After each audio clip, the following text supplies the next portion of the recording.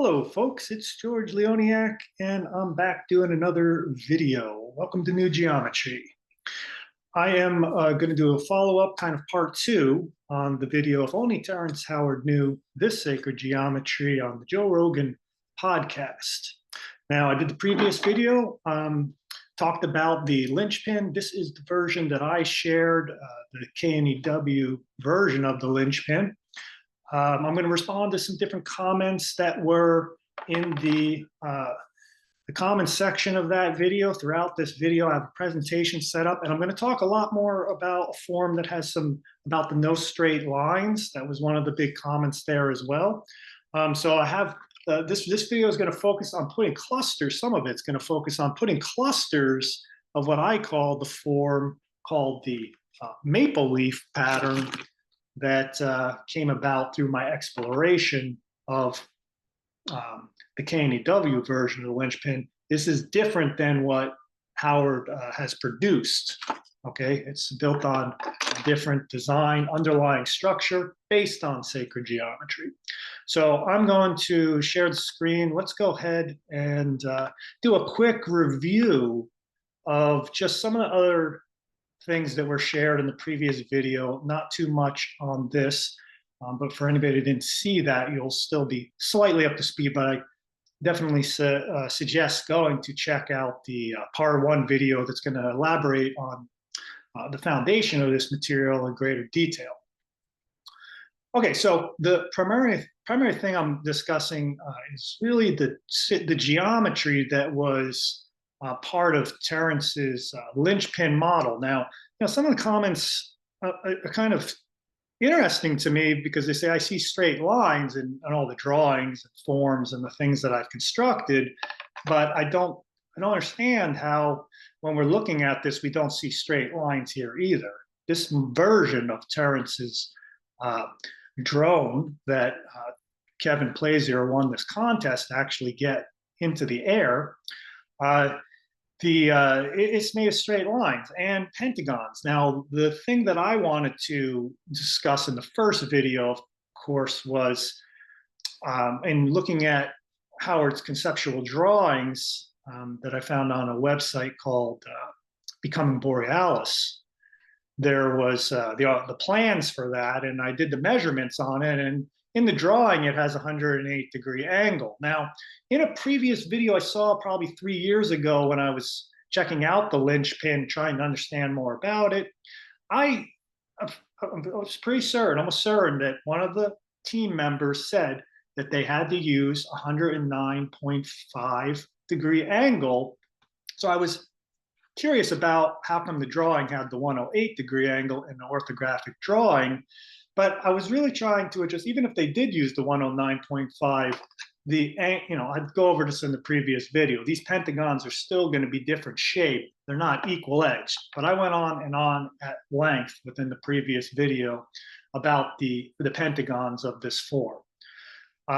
So this is the corrected version of the new LynchPin here that I utilized that uses the 109-degree angle, but doesn't use equal edges. It's based on the projection of a dodecahedron, all in the previous video, okay? So really this was addressing the pentagon and the construction of that it's not a regular pentagon that has golden ratio proportions in it like this. Although this one does have golden ratio proportions, and that's what makes the new LynchPin different than the other one.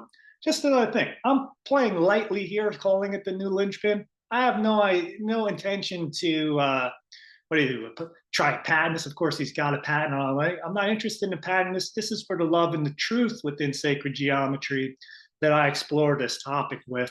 Pretty open, very extremely open with all these things that I'm sharing here, that anybody could take this material and produce what the form that I'm going to talk about today, which I think is very cool, the maple leaf, right? So this form came to my awareness through my version of the LynchPin, the new LynchPin, by basically seeing how the golden ratio version of this pentagon, which is not 108, but it still has golden proportions in it, if I continue to extend the line, it creates this irregular hexagon polygon shape. Now I'm going to talk about that more in this video, but the reason I call it the maple leaf, or we could just call it the leaf for short, is because to me it looked like, in this perspective, it looked like a maple leaf to me. So here's some other orthographic perspectives, and of course, if Terrence could get his to fly, like that model to fly, this maple leaf pattern, this maple leaf form could easily do it too. There's no reason why it couldn't, right? So if someone wanted to put motors on this and Kevin wanted to do it, we could easily, that could be done, and this little maple leaf could be floating in the air. But that's not really the main interest here. Let's get back to the sacred geometry, because I love to draw this stuff and I love to construct it and build it. And that's really where the heart of my intention is in sharing this material. I'm sure other people can make cool discoveries and make this fly, which would be super cool. But I love the exploration of it. And I do love the straight lines and how they really interact with the circles. So many, not so many, but a good portion of the comments were like, I see straight lines. Terrence said no straight lines. And I feel like many people are missing all these circles behind what you see as straight lines, right? The bold lines. To me, there's an underlying template that's based on curves and circles that are allowing the specific vertices, to show up to connect these lines. But for the most part, I draw the circle templates first, and then draw the lines, get the nodes, right? Get the points, and then construct the lines. To me, it's like this, for me, there's a union between circle and line when you actually do sacred geometry. And the more you draw it actually yourself, physically, getting down and constructing with the compass and straight edge in the traditional way, not relying on computer program, CAD programs to do that for you, but take these drawings that I did do digitally, but do them by hand, you will see how important the compass is.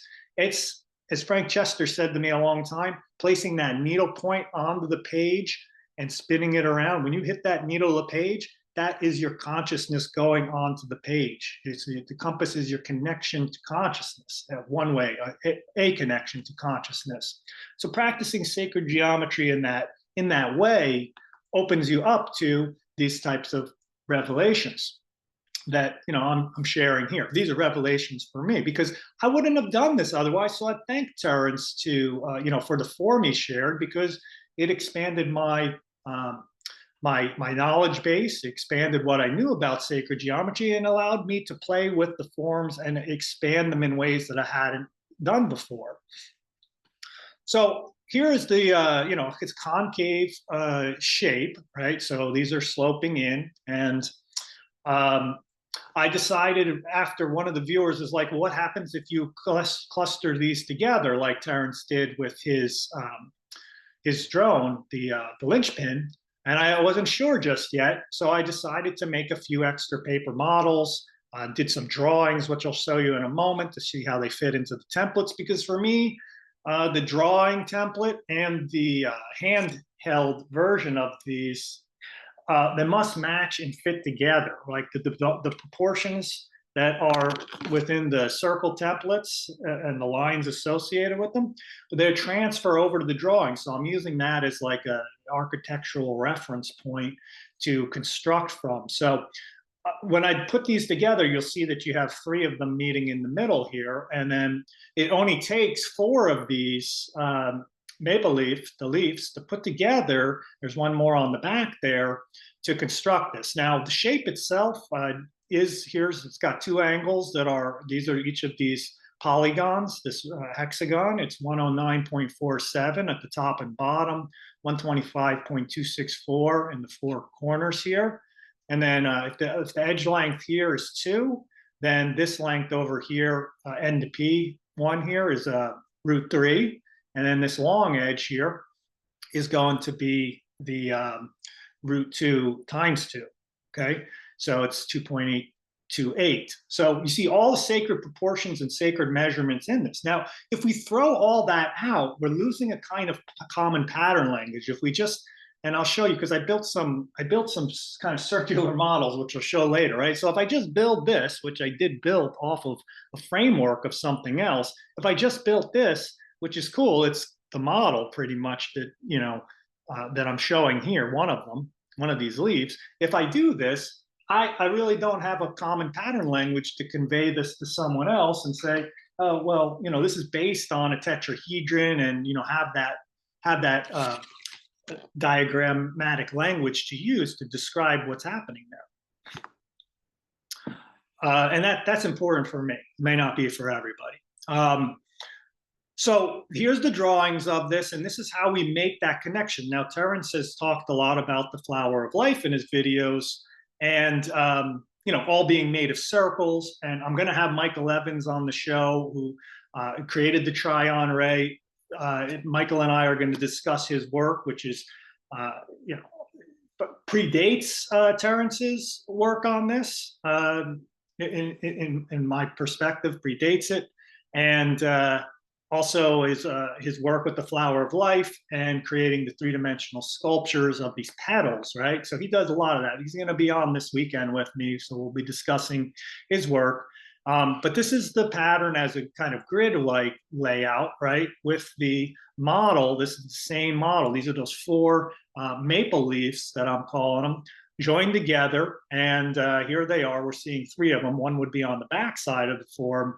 The black nodes and the orange nodes in the middle, the black struts, those are like the octahedron in the middle. I was playing with the idea of, well, if we put little propellers on those would be the things. Now, when you join these together, really all of them joined together, they make a complete unit. I would think, and this is something that's not my forte, but only two edges of only two, so the red and the blue one here, they're only meeting in two places. So that's the bond between them, and then they bond to the ones on the back. So they're always going to be two meeting, and then they join to make the third in the middle. Now, when you hold it like that, you have three of them, but see, from this perspective, and even if you held this form far enough away from you, it's going to look like regular hexagons, which is super cool. And that's how these templates are, multi-dimensional projectors, meaning that they're orthographic.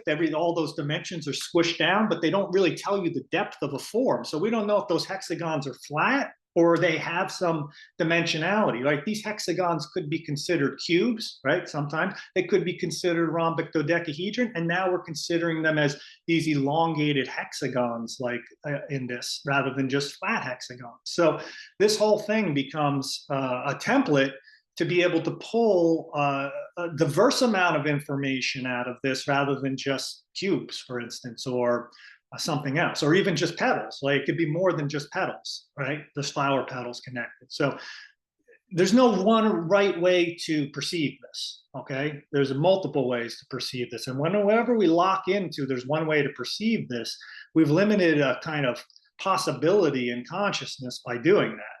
So I would just say remain open, that's what I've been doing in exploring this pattern, because then I'm ready for the aha moment always.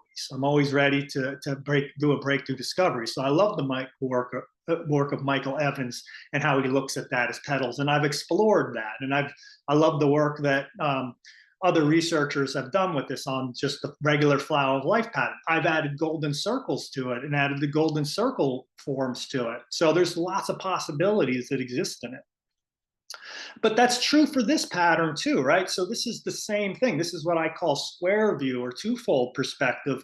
And when you really start to work with the different perspectives in drawing sacred geometry, you really, rather than just looking at this as one projector and that's the only projection I get, right? No, we get to observe the elephant or this form, right? The cluster of maple leaves, we get to observe it from a variety of different perspectives, and each one gives us additional information about it. I mean, the same size circles are not going to be used from one to the other because that's got to change a little bit to maintain those proportions. But I'm able to view the form and then use the template here to construct this one for all the edge lengths between the two, right? And it's not too hard to just turn this all into circles off of all these nodes or put circles within it or whatever, right? So this is more just like a framework to work with. So this is what this one looks like from this perspective. And, I'm starting to see in the middle, and as I built this form, you'll be like, oh, well, what actually is the thing in the middle when the four of these kind of unify and get together? Like, what is this? What is this in the middle? Like, there's something now, a shape generated between the union of the 4 maple leaves in the middle of this. And from this perspective, well, that's now actually edges of each of these forms coming together, right? So each of this edges and now there's a connecting edge between them. They're joining together, right? And meeting, and now all of a sudden we make a convex polyhedron. So I did this and I was like, whoa, there's an awesome convex polyhedron in here. I wonder what this one is. I was like, when I'm doing it, I'm like, holy smokes, I'm on the new, this is a new discovery, KNEW. Like someone never did this before, because that's what it feels like. But, I keep working on it and draw it out. And then I'm like, all right, let me see if I can find this. And of course, we've done so much with geometry. We've done so much, truncating this form, or now in this case, chamferding, chamfered cube is the name of this one. So, or it could be called the tetratruncated rhombic dodecahedron. Well, I discovered that I thought I was like, oh, well, this is just, I'll show you the next slide, but it's just a rhombic dodecahedron truncated at the midpoints. But they say that's an inaccurate way to describe it, but that's actually what's happening. So whatever, forget the terminology. But here it is, once again, from 3 different perspectives. This is edge view of a cube. That's the one I call this one. We got a 3-fold perspective. We got a 2-fold perspective. Here's all the circles removed, and now we just have the straight lines. But look at the circle patterns, right? This is just in the seat of life, but it's in a way of connecting the lines in a different way, which when we connect them in a different way like that, then all of a sudden it changes that organization of what is being presented on the page. It's a different form, right? Just by doing this line connection, that means this form. Or potentially another form. Let's keep that open. But it is this form. So that early in the morning that day, I was like, real early in the morning, like when most people are still asleep. I was drawing away at this, and then I was like, oh, I'll just create the net, right? So I was able to visualize the net, right, and then construct the net for the 18 faces, right? It's got 12 faces that are these elongated hexagons, and then we have 48 edges and 32 vertices that show up on this. And that's the information that's being provided in this type of drawing. Now, the funny thing about this drawing over here on the right, this is pretty unique on the left, but this one, see, that looks like, and this is a great example of how this could be multidimensional. This is the perfect projection of the truncated octahedron, okay? Totally different form. It's totally different, but it looks like in that projection the same. The truncated octahedron is, I should have a little paper model of it around here somewhere. Okay, well, it's got regular hexagon faces. I'll keep hunting around and looking for it. I don't want to get too distracted on a polyhedron hunt.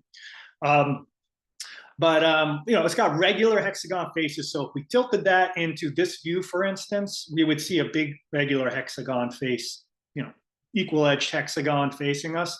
And then it's got the 6 square faces. This has got 6 square faces, but instead of just 6 of the hexagon faces, like the regular ones, this one instead has 12, because you see they meet in the middle here. That doesn't happen.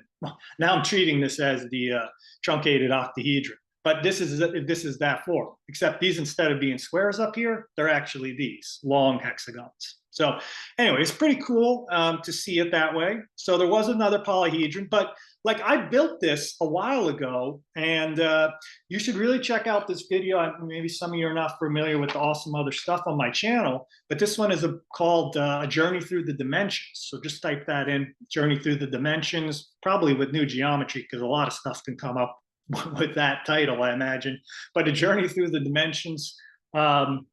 And I'm going to talk about in that video how I constructed this form with multiple pieces, and really talking about, I may have it in the next slide, I think. No, I didn't put that in here. How I talk about the 0 dimension, first dimension, second dimension, third, fourth, fifth, sixth.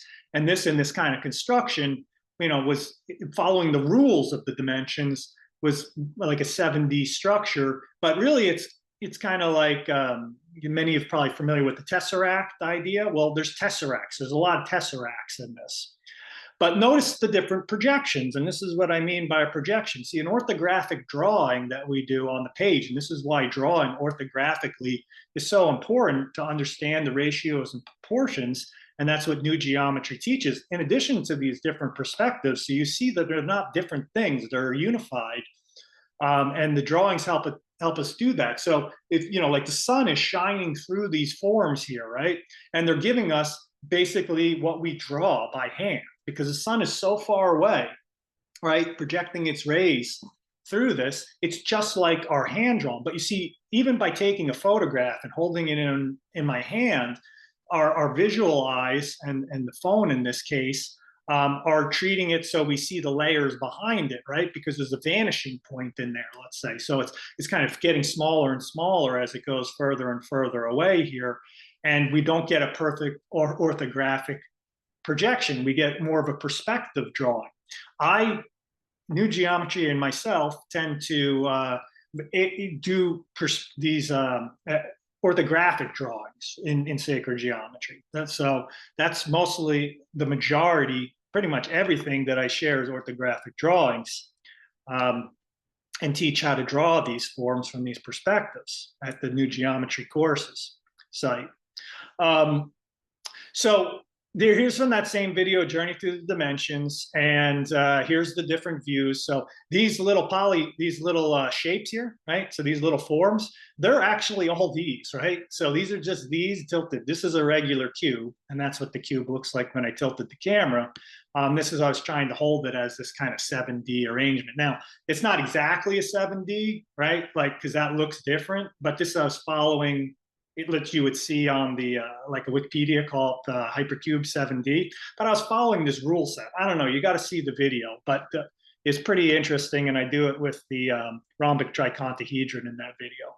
But just once again, I'm just saying, look at the different perspectives. This is held so it's really all at hexagon orientation, and with just that slight rotation changes all the proportions of all these edge lengths and everything like that. Now I know there's a lot of straight lines and everything I'm showing you, and I did promise that I would talk about the curved portion of this, and we're getting there, but let me just finish up this bit on the Chamford cube first, the tetratruncated rhombic dodeca. So this is just another example to, just showing where that rhombic dodecahedron is, and what does it mean to truncate something at the midpoint of an edge? Well, the blue extension is like going to get cut off here. That's what happened up here. We cut that off, we cut this off, and then we get these squares at the top here. That's or the at this section here. So that's just a regular square. It looks like a rectangle there, but there it is. There's the square. So we chop all those off at the midpoints of this other form, the rhombic dodecahedron, and that's what happened. That's the way I perceive this, what happened to this form, the tetratruncated rhombic dodeca.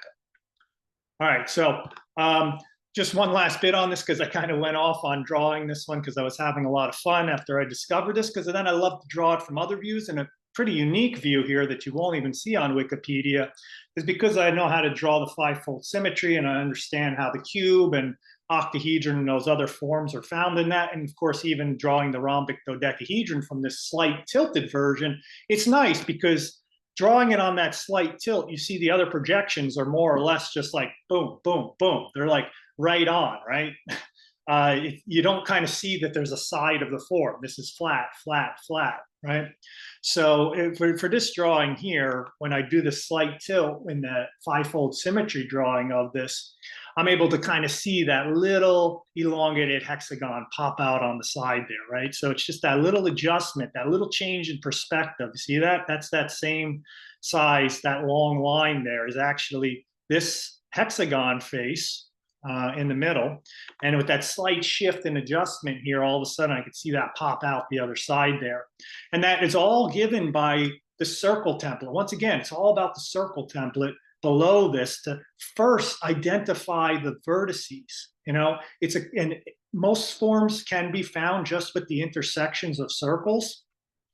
And then, you have to do some creative things sometimes with lines to pick up some other points to help bring the form to the surface, right? To make something that was like invisible to us. Like I didn't even know the name of this form, even though I built it last September, right? I didn't know this was a form that anybody discovered. I was like, oh, cool, that's the end point of this. That's neat. It looks almost like what I said to myself. Then I was like, sort of like a truncated octahedron,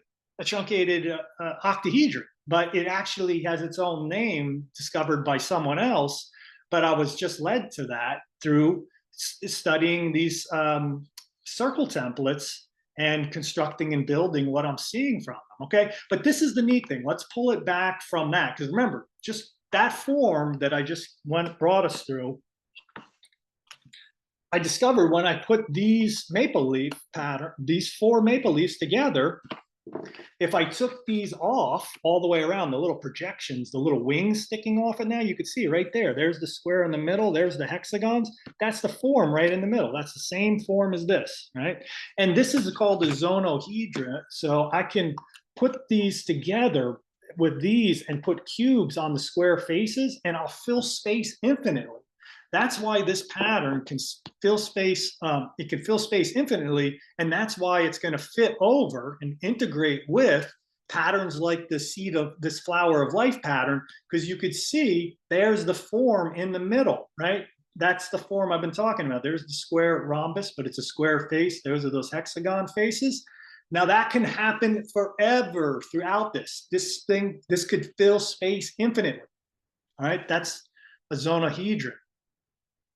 Okay, so, but by doing that previous drawing, when I just shifted it and tilted it like that a little bit, it gave me an opportunity to draw the maple leaf from a slightly tilted perspective. So now instead of the stem of the leaf being just a straight line like previously, it's a little bit wider. And, the back edge of the one that was obscured by the front is kind of pokes out this side, and the other one's tucked in behind there. And I was also able to draw the new linchpin. And the new linchpin, the only reason I call it new is because it blends in and nests into this structure. See, it's part of the structure. It's not separate from it. And that's because when I extend these lines, and this might not be perfectly lined up, okay? So don't hold me to it, because this line is going to extend and it's going to end up connecting over to this point. Oh, here, this is better. This goes straight up and connects up to this point.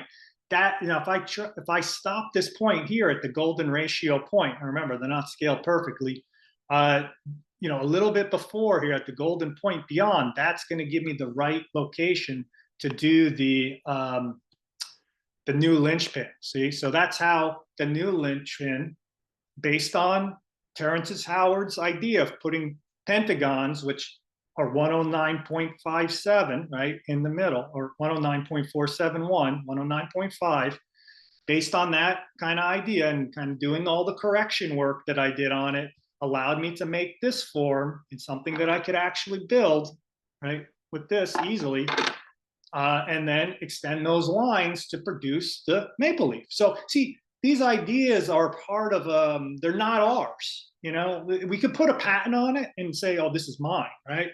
But sacred geometry lives in a field of possibilities for everybody to interact with. So I'm just in the flow of the creative consciousness, working with a great idea that he had and applying the background information that I know about sacred geometry to it. And then that helps me lead and advance to another form. Now, for flight efficiency, maybe this is better. I don't know. Maybe this has got maybe it's more inefficient. Maybe they're both inefficient, and it's just a great creative idea. But I know that these two are linked now, right? And it's helping me understand other areas of sacred geometry that I wouldn't have explored as thoroughly. All right, so now finally, ta-da, no more straight lines, right? So I went from all those straight lines, and this morning I was like, all right, well, actually last night I started to think about it a little bit more, because so many of the comments were like, all I see is straight lines, he talks about no straight lines. So, I was like, all right, let's build this no straight line. So, here's another great inventor, mind.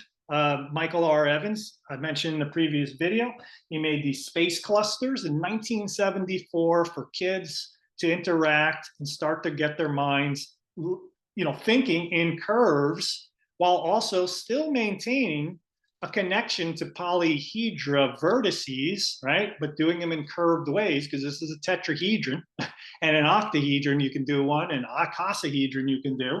So you still have those vertices, but now you're doing these things. So those icosahedron, those forms, he's even done the Archimedean solids. Like, we'll talk about this, him and I. to me, those vertices, whether they're curved or straight, there's an existence out there of them, right? It's not like they're obsolete. Like someone told me that Howard had said recently that the platonic solids are now obsolete.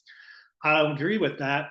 I think that like this right here, the form that's at the center of this is based on the tetrahedron. You see, that's the common point that all those are circling back into. And the tetrahedron is the tetrahedral symmetry, right? Like that's the, where's that little tetrahedron that I have here?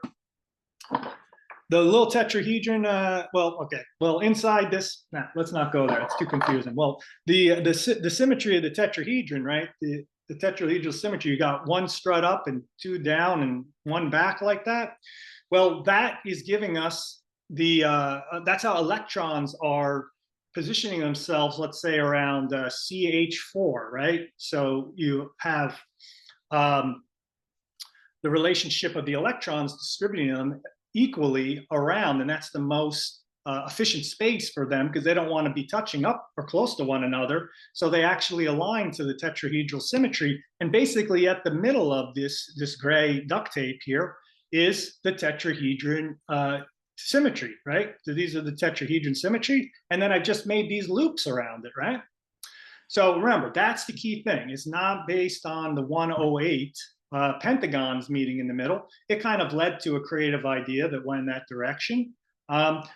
And you can do it with pentagons, that's fine, like the ones I'm showing you here, but they have to adhere to, as you can see, this is what I'm trying to describe, that's the tetrahedron in the middle, the tetrahedral symmetry off of this ball in the middle, and that's what this would be in the center of the structure. But I have a better way to illustrate it because luckily the space clusters and the other Zohm tool model, they linked together and were the same size to fit the circles or fit the oval shapes, right, into the maple leaf pattern.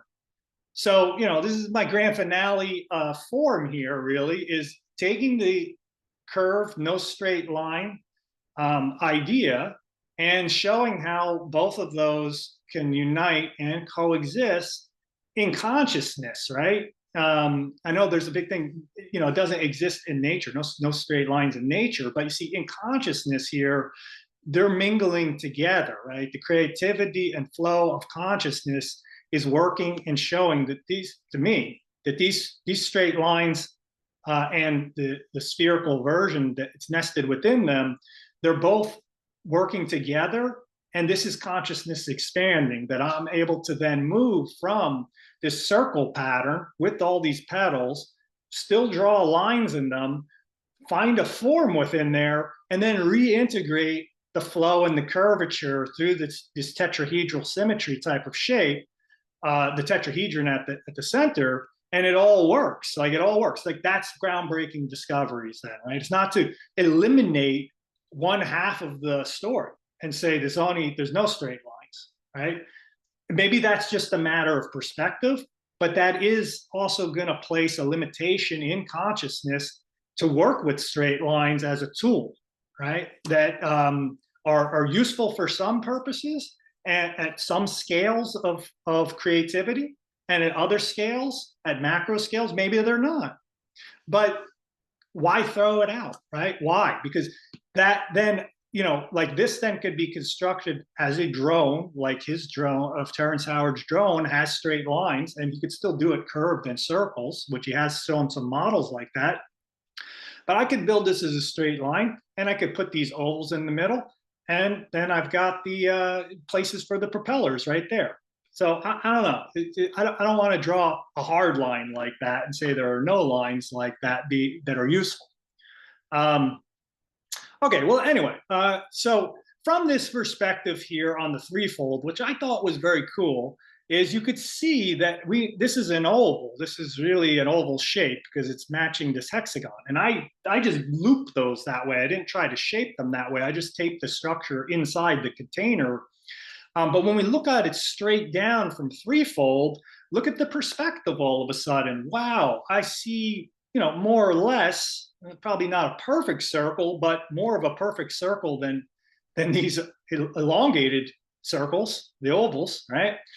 So when I reorient it to threefold, aha, look what happens. It is now more integrated into the look of the flower of life. The only thing is the circles within inside the hexagons than being around them, right?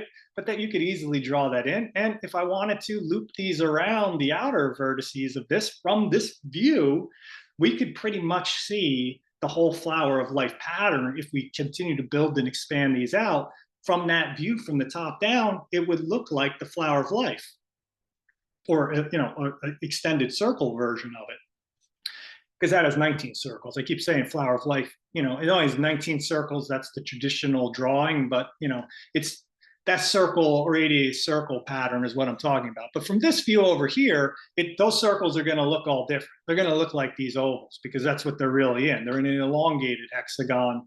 All right, so but this is it. This is from 2D drawings to actually what it looks like in 3D. And so we've really taken something off the page, and we can turn this into some sort of apparatus for flight or some other potential use for this that maybe someone will discover. Here's just my prototype for that the night before. I was like, all right, I got to address the no straight lines a little bit more and see how this is all going to integrate. So here was my first no straight line prototype. Like I said, here, save those twist ties. So I got these really long twist ties. And I was just like, oh, I'll just go around the frame and I'll make this wiggly kind of, wavy type of pattern going around all these hexagons and kind of link them up all in the beginning. And it's following the tetrahedral symmetry there, right? So there's my first prototype. And then I was like, it's too messy. It's not messy. It's just, I like the waviness, but I wasn't, tightening everything up good. So I was like, all right, let me take it off and I'll just do these loops. And then I was like, looking at the space cluster, I was like, you know what? I think I can make that out of space clusters. And then I went and I had to modify the space clusters a little bit to make that tetrahedron in the middle to get them to orient properly. And then I came up with this. So see, that's kind of how the flow of the creative process kind of works. I'm just using these simple little things I have around me. So it's not really like advanced rocket science to do this sort of things. But, little kids can figure out how to make this, and that's cool. And little kids can figure out how to make the straight line version too.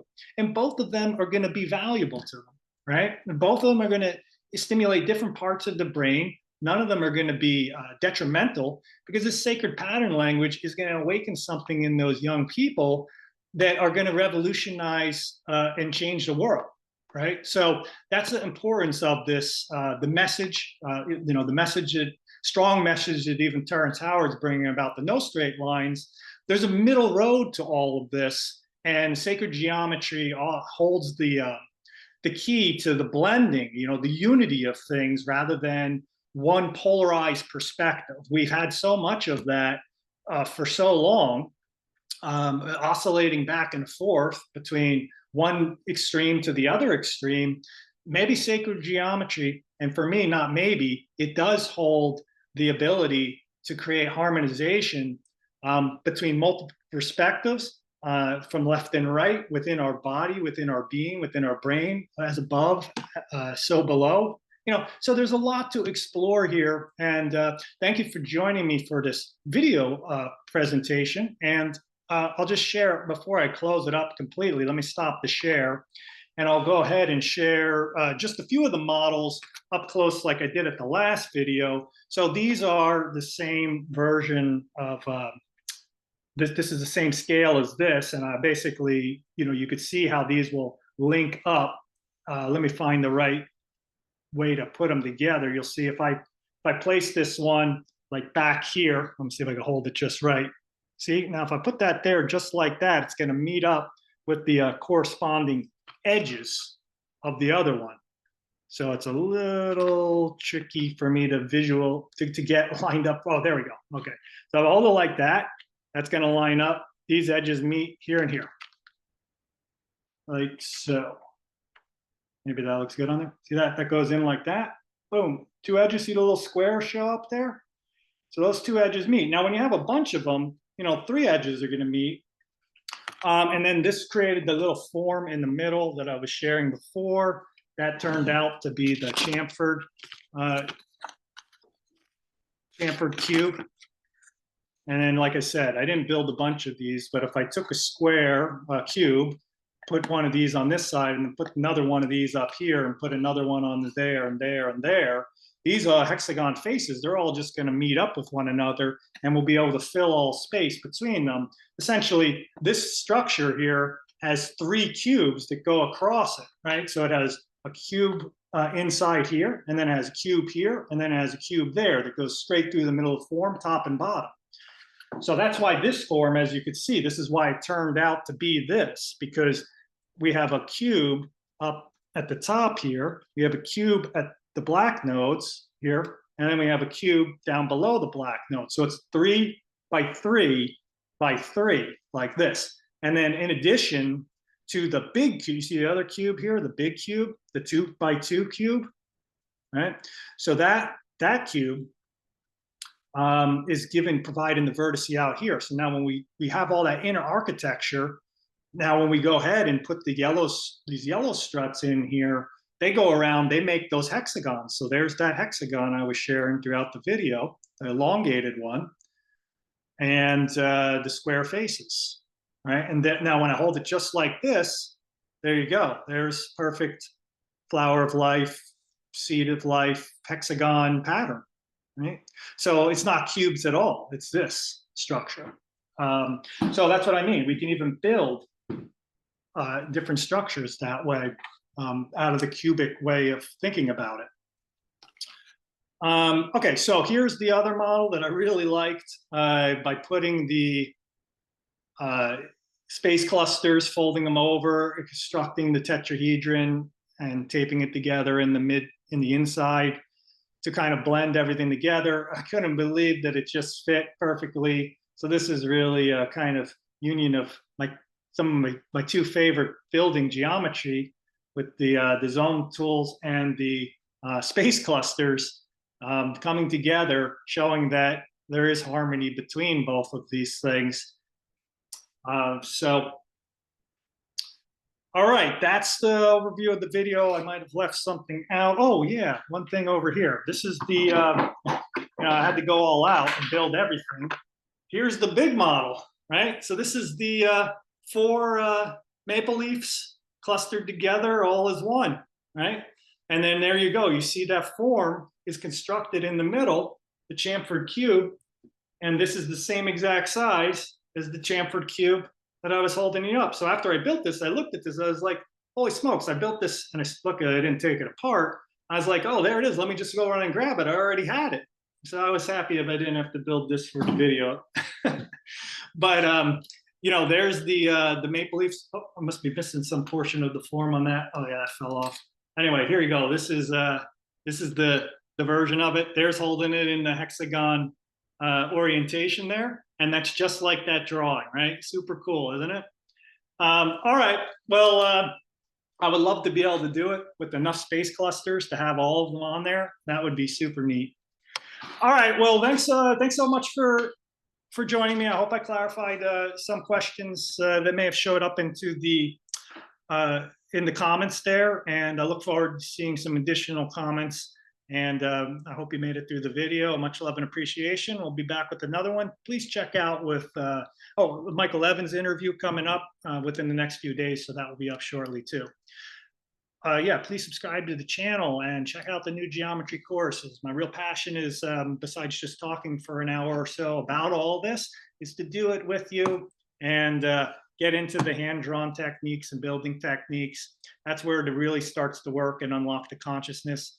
Talking about it is one thing, the doing is another. So maybe I'll see you at a course. Just check them out over New Geometry Courses. And once again, much love and appreciation. We'll see you later. Bye-bye.